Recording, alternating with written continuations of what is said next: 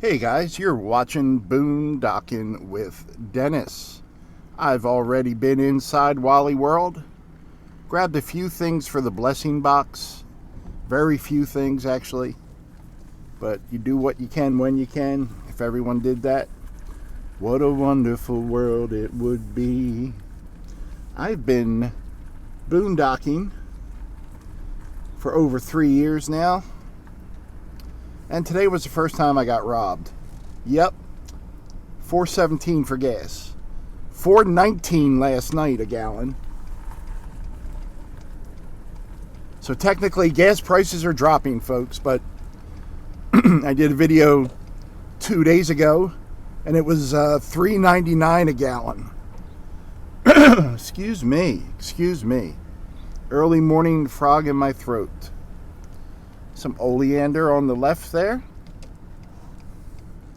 Beautiful flowers. I'm going to take you out the back way. By the way, you know what? Let's go up here. I know I've mentioned this before. To my regular viewers will be familiar with it. If you're ever on the road, you're boondocking, traveling, you need Wi-Fi, go to any Walmart auto repair. Now you can go in and you're going to get great Wi-Fi. If you need to remain in your vehicle and get some work done, park near the auto repair and you will get good Wi-Fi.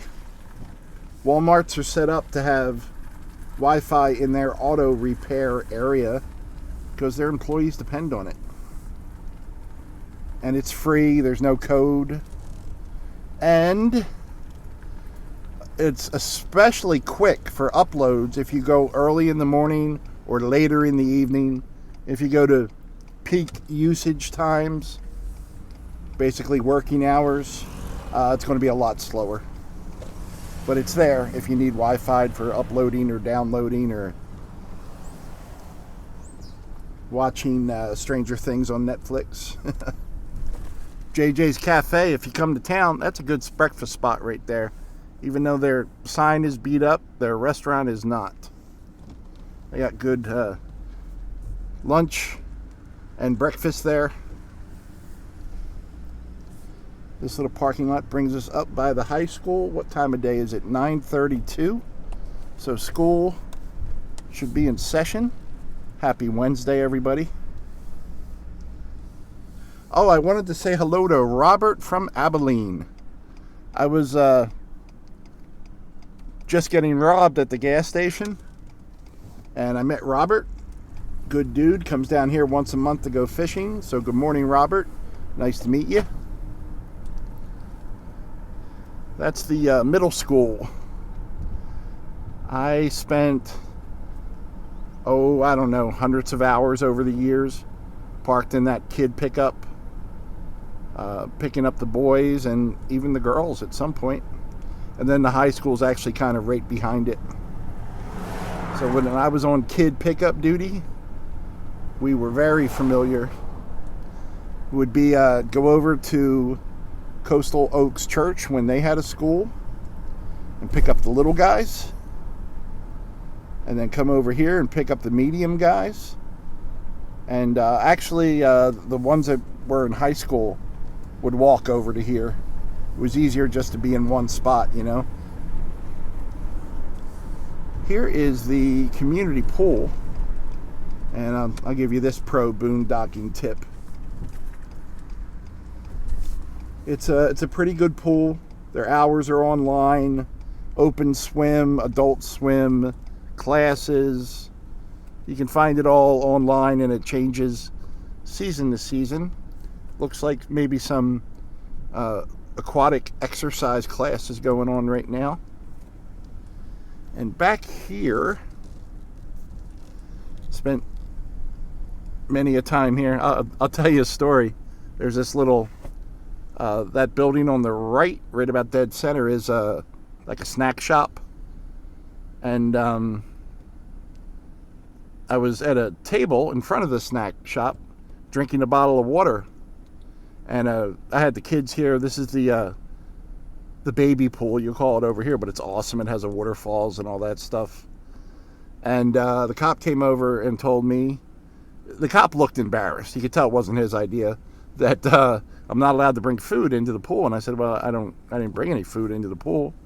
And he just kind of looked at me, and I said, do you want to look in my bag, officer? And he said, if you don't mind. And I showed him my bag, and it had like 4 water bottles in it. And you are allowed to bring water in. And I said, did they really call the cops because they thought I had food? Plus, we were spending $20 every time we came. Like, you come here with 5 boys, you're spending money on food, snow cones, hot dogs, all that stuff. But the point of my story is, there's the 24-hour emergency porta potty that has saved me from embarrassment many times. And then these little walkway trails here, little dirt and gravel trails, go right to the big Toll Creek walkway, which is just maybe 10 yards back in there. So it is neat. Off the paved walkway, they do have little trails where you can go and get off the main path, and you can take it all the way from the bay, Little Bay, up to Memorial Park. Some of it is right along the road, but a big hunk of it goes back through the woods there. And then once you're in Memorial Park, you walk by all the ball fields, and then they have a lot of trails in the back of the park. It goes around the big pond where we filmed all the turtles. And what else is back there? Oh, there's a dog park. There might be 2 dog parks back there. I don't know. I don't recall. It's been a while since I was back there. But that's always pretty neat. Yeah, my buddy Mike sent me a gift card. Thank you, Mike. And I used that to buy a Walmart gift card, and then I filled up my tank. Well, I didn't fill it up, but I considerably added to my gas. I think I had 7 miles left on my gauge. And I was like, thank you, Mike. I appreciate it. Before I got robbed at the gas station. So I have to look at it as I just got a lot of gas for free because Mike was kind enough to send me a gift. So I appreciate that, Mike.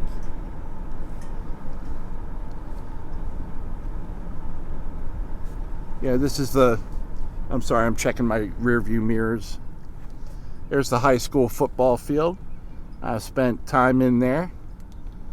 Graduations and football games and fun things like that. To be honest, that long pause I just had was thinking of stories that I could actually tell.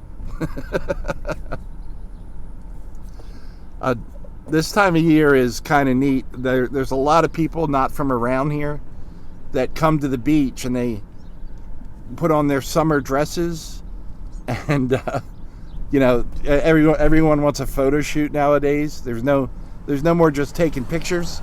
Everything is a production. So they wear their summer dresses to the beach, thinking there's going to be this beautiful photo of them in a dress with the water behind them and their lovely dress just blowing in the breeze, and they don't realize the wind here is the kind of wind that blows the dress up over your head, and you're wind up being like Marilyn Monroe in that famous photo. You're just trying to keep your dress on at some point, I was reading National Geographic magazine, which I like to call the true bad news journal, and it said we lost 70% of our forests around the world over the last 22 years since the year 2000. So I think we need to do a better job with that, replanting and regrowing. I know we're going to need lumber, but I was shocked to hear that over a fifth of the world's forest gone. When you're out in the breeze, it's pretty comfortable out. even though the temperatures have been reaching 85, the humidity's been slightly lower. But this time of year, and it's just starting to happen here, and it's going to hit us soon. And I never heard about this till I moved to Texas. This time of year, these winds carry dust from the Sahara Desert. From the Sahara Desert to our area. And it'll be everywhere real thick. The skies will be like a tinge of brown to it. I don't know how far across Texas it goes, but we're 3 miles south of like the woodlands above Houston. And when I was up there a couple years ago, it was hitting there hard. But that's like a phenomenon that I just wasn't aware of. Three-way stop. Three-way stop. Four-way stop. Just cars coming 3 ways. So my goal today is to drive to the beach and have interesting things come to me. And yeah, we'll go from there. We'll try to keep things interesting. I heard a great term. I was watching a really good video, and I shared that on my community page this morning, from Flower Folk Farm in Australia. That's Anita's channel. Just beautiful area. And she's got a sense of humor, and she's got dogs. She's got everything. A sense of humor and dogs. And her and her family are homesteading on a farm there, and it really is something special. I guess we're going to make a left, huh? But she used the term decision fatigue. And I love that term. I never heard it before. And I think that's what happened to me a few years ago when I decided, hey, I'll stop the world and melt with you. You know, like I just want to go live in my truck. I don't need this crap anymore, you know? And decision fatigue. And I know there's a lot of you guys going through decision fatigue right now.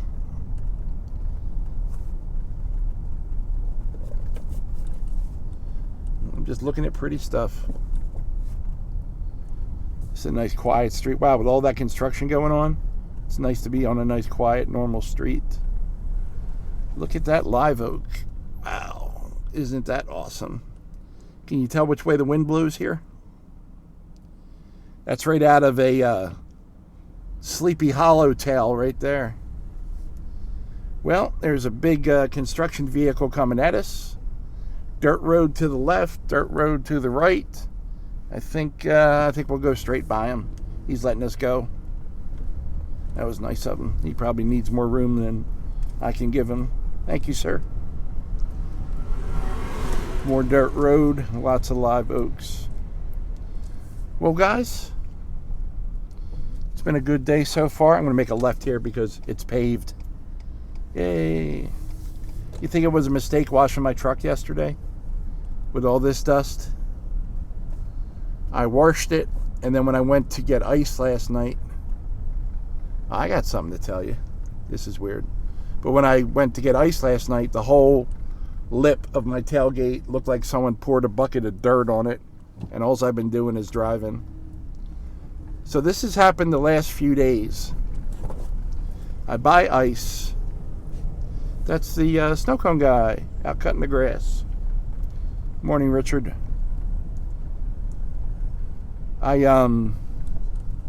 get ice. I have a few bottles of water in it, and I have my chill pads. And I get a bottle of water later, and my lips go a little numb, like there's some type of chemical in there. So I have like 5 theories why that could happen. Could be something on the bottle. So I've been washing the bottles before I drink out of them. It could be, it's not the water in the bottle. That tastes fine. It could be something to do with my chill pads, which has never happened before. And they have been washed, and This has just happened the last few times. So, I mean, literally, like, my lips go slightly numb.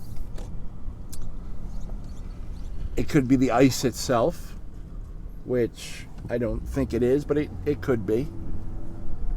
Or, the last few times I've gotten ice, I go see Luciano, I give him a bag, and he just needs a small amount of ice. And I've let him just grab whatever ice he needs. I don't care. I don't use the ice in drinks. I only use it to keep my chill pads warm. Cold. Not warm, cold. Ice keeps things cold, right? Yeah. I was never that good at basic science. They're doing construction up here, building a new booth and roadway. There's an airboat. There's an airboat. That was really weird. That guy turned and used his turn signals. It kind of threw me off, you know? Yeah, I guess that's going to be the new entrance, and they're building a new building. A new little toll gate building.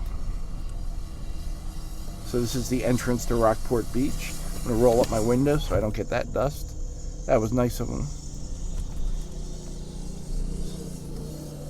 You letting me go, bud? Yep. He gave me a wave. Okay, we're good. That's what most of them do, just give you a wave, go through. But I asked Luciano, you know, because it's the only thing I can think of. Do you have anything on your hands? Do you have any, I don't know, lotion or anything like that? Any medicine, you know? Neosporin or whatever. No, I don't. And then he named about 10 things on his hands that could be making that. And I was like, okay, note to self. Don't let Luciano reach in the ice. Don't let anyone reach in the ice, for that matter, not just Luciano. But he washes with bleach and alcohol and baby wipes. And then he mentioned he had put Vaseline on his hands, and I'm like, oh, good. Okay, got it. So I think that's the reason. And solution would be, I'll just bag some ice up for Luciano.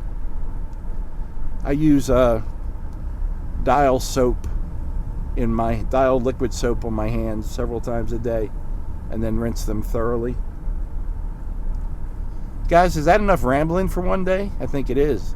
The high, exciting adventures of things I drank that almost killed me and getting gasoline. I appreciate you guys. Thanks for riding along today. It's going to be a hot, hazy, Saharan dust, windy, beautiful day in Rockport, Texas. Thanks for riding along. Thanks for watching.